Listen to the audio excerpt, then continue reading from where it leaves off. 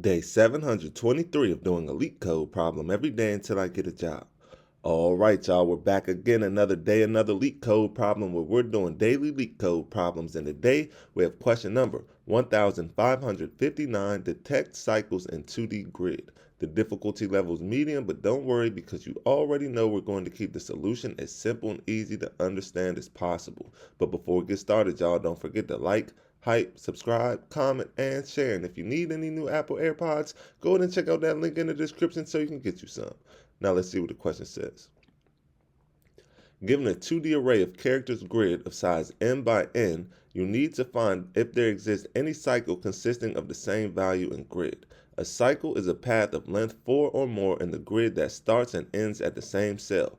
From a given cell, you can move to one of the cells adjacent to it in one of the 4 directions, up, down, left, or right, if it has the same value of the current cell. Also, you cannot move to the cell that you visited in your last move.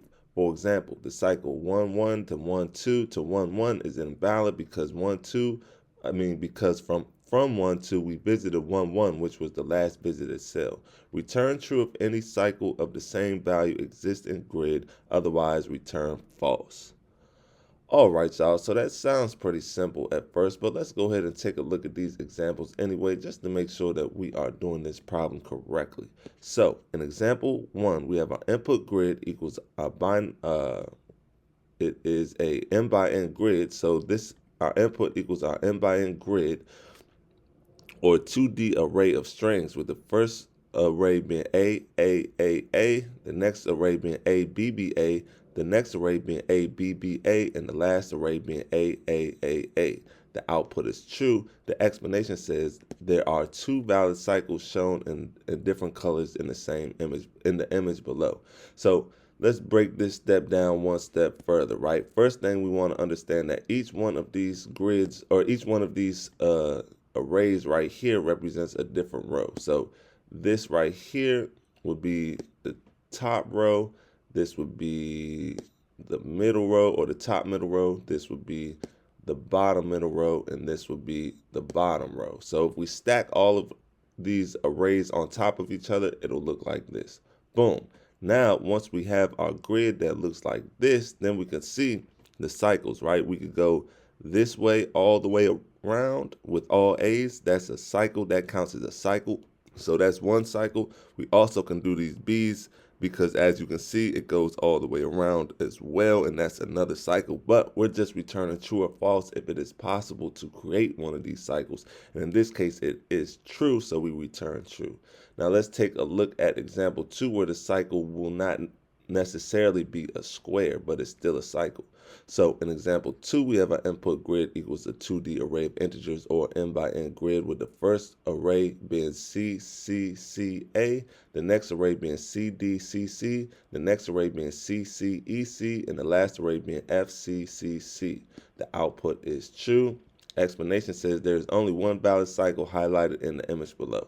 So as you can see, the cycle does not have to be a square. It just has to be able to get from this cell all the way back to this cell with all of the same characters and without repeating or tracing over the same cell twice. So in this case, we could take this path right here, and it'll lead us all the way back to this C. We'll start from this C, and we'll just go all the way around through all the C's until we get back. And since that's possible to do, then we have a cycle and our output is true. Boom. Now let's take a look at example 3, where we may not have a cycle. So in example 3, we have our input grid is also a n by n grid, or 2D array of strings.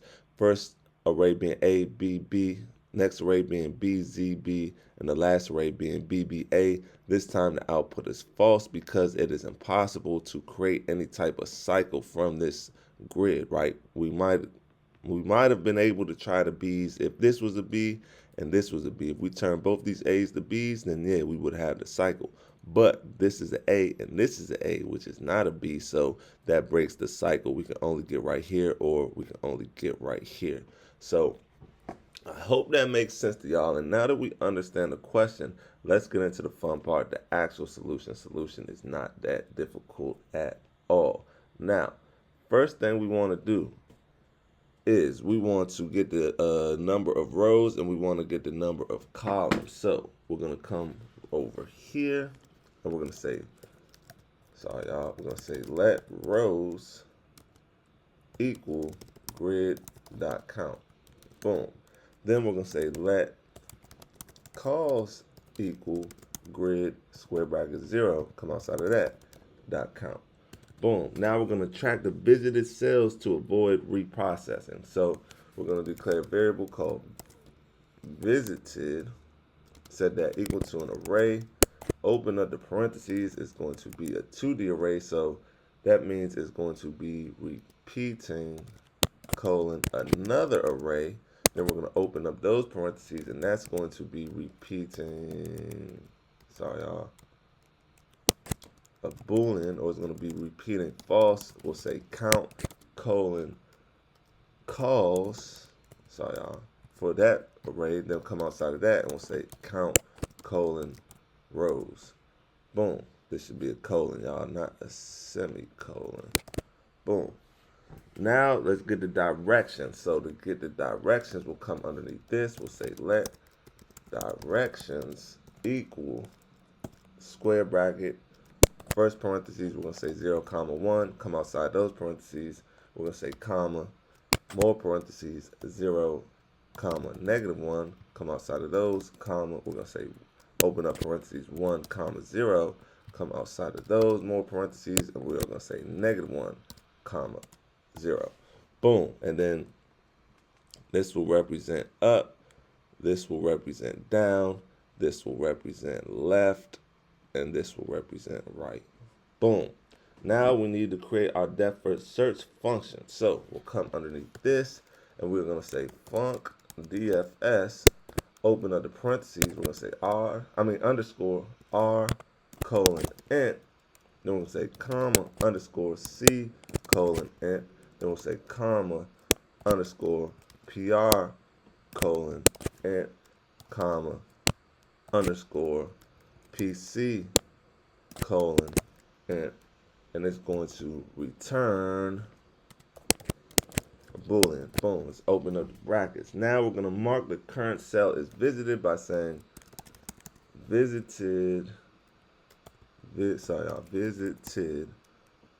square bracket r square bracket c, set that, sorry y'all, come outside of that and we'll set that equal to true. Boom. Now we're going to explore all 4 directions. So we're going to come underneath that, open up the parentheses, and we're going to say dr, comma, dc. Come outside of that, we're going to say in directions. Open up the bracket, and we'll say let nr equal r plus dr. Then we're going to come underneath that, and we're going to say let nc equal c plus dc.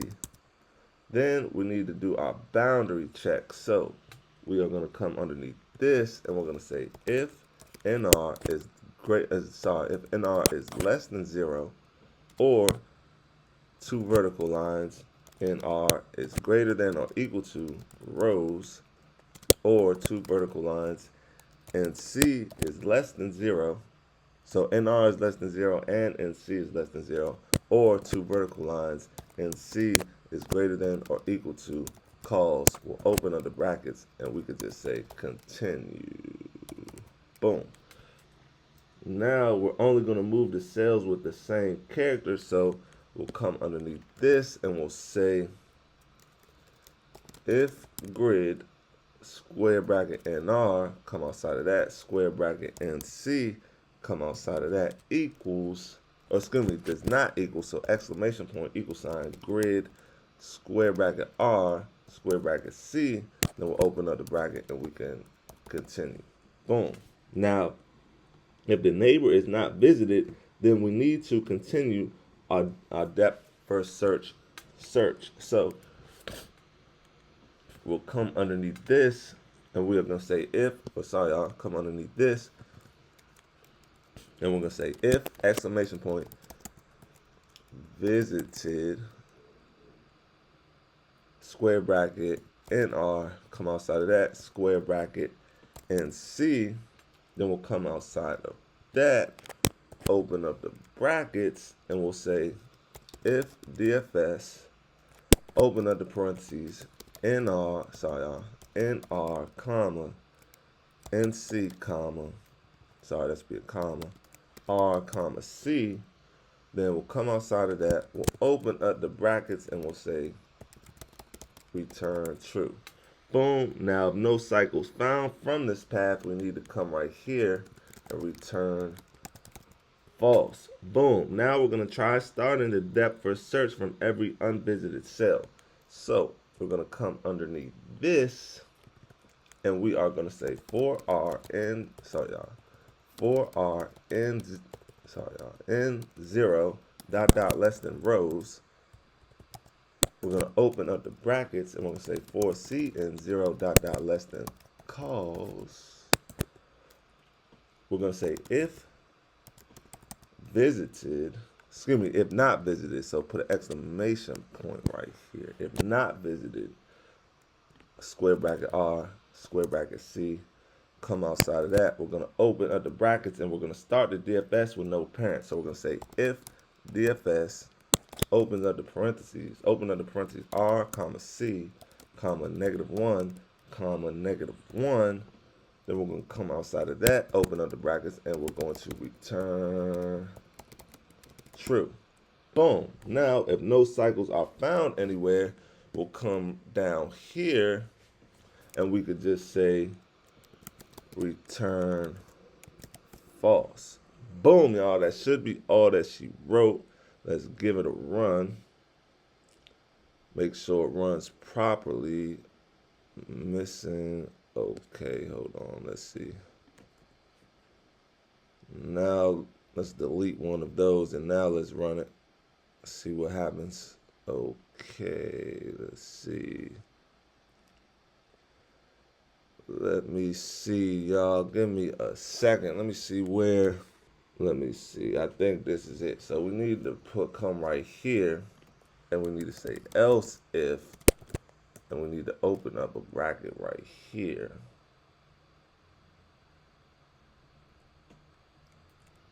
Hold on, y'all. This is getting a little bit confusing.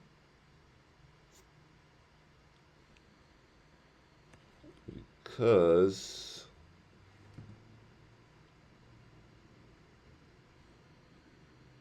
hold on, y'all. Hold on.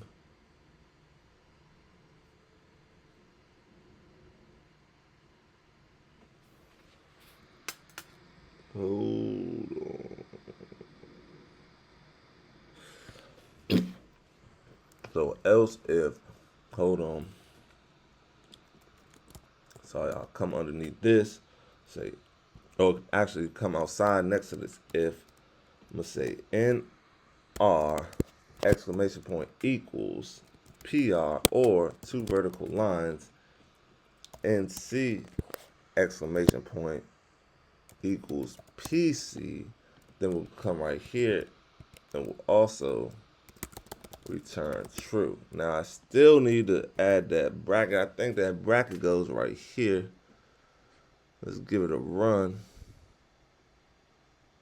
It's accepted, y'all. So now that it's accepted, let's go ahead and submit it. Make sure it's still accepted. Boom, look at that, y'all. 32 milliseconds beats 83.33% of users. That's what I'm talking about. That's what I like to see, y'all. So before we go, make sure you give one more look at the code. This is the top part. This is the middle. This is the bottom, y'all. And yeah, with that being said, I hope y'all learned something today, and I hope to see y'all here tomorrow for another day, another LeetCode problem. See y'all then.